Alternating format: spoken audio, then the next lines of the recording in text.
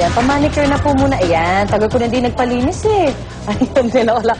O, doon sa mga naghanap ng bagong hobby dyan o bagong sport, aba, ito ng pagkakataon nyo makasubok ng kakaibang martial arts. Kasama ang ating sports buddy na si Jai Reyes. Go, Jai! Yeah! Ang Yaoyan o Sayaw ng Kamatayan ay isang martial art na nagsimula dito sa Pilipinas noong 1970. Mula noon, marami ng improvements na ginawa sa martial art technique na ito. Isa na ang hybrid Yaoyan.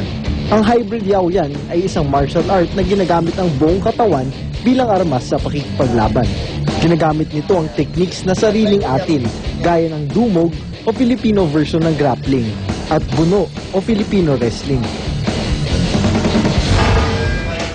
Nandito tayo ngayon sa hybrid Yaoyan para malaman ang ilang mga techniques na ginagamit sa martial arts na ito.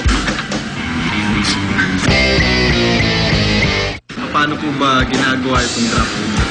Ang grappling ay ginagawa pakikipaglaban sa ilalim.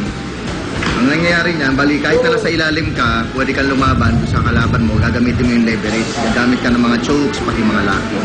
Yun ang tinatawag na grappling. Paano naman ginagawa yung tinatawag na wrestling? Wrestling, mas magandang gamitin yan pag mas malaki kalaban mo. Pagkatay, malaki kalaban mo, hindi mo siya kahit talunin sa tayuan, dadali mo sa ground yung laban. Kasi ang ground, equalizer yan eh. Kapag malaki kalaban mo, mahaba ang reach niya, hindi ko pwede lumaban ng sabayan sa kanya. Ang kaibahan ng grappling sa wrestling, ang grappling, yun yung pag bumagsak sa ground, gagawa ka ng mga maneuver, gagawa ka ng mga locking, pati ng mga chokes sa kalaban mo. Gagamit ka doon ng leverage. Sa wrestling naman, kailangan i-take down mo yung kalaban mo, pinning and take down ang wrestling eh. Kumbaga, nasa top game ka lagi.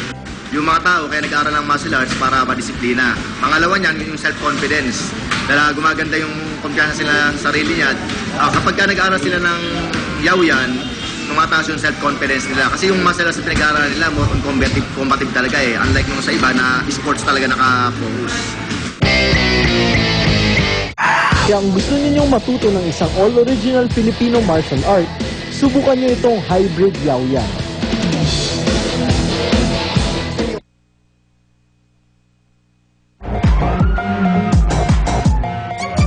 Itong pasalamatan ng aking sponsors, Thailine, GB Shoes, at si Dr. Cristabel C. para sa aking skincare. I would like to thank my sponsors. For my shoes, I would like to thank Filia. Maldita for my clothes, available at all major malls nationwide. For my salon needs, Visage Salon Acropolis. Jewelry by Michele Silver Jewelry. Makeup by Revlon Cosmetics. Eyewear by Miss 60 Eyewear. And skincare by Dr. Vicky Bello.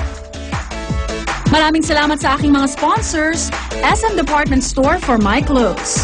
Golden Hills for my jewelry. Head Zone for my salon needs. Located at the EDSA Shangri-La Hotel. Revlon for my makeup. Paris Optical for my O2 Optics contact lens. And for my skin and body care, thanks to Dr. Jean Marquez. Maraming salamat sa aking mga sponsors for my clothes, for me.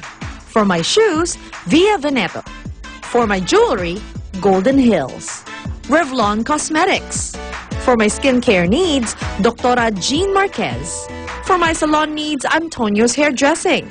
And Ideal Vision Center.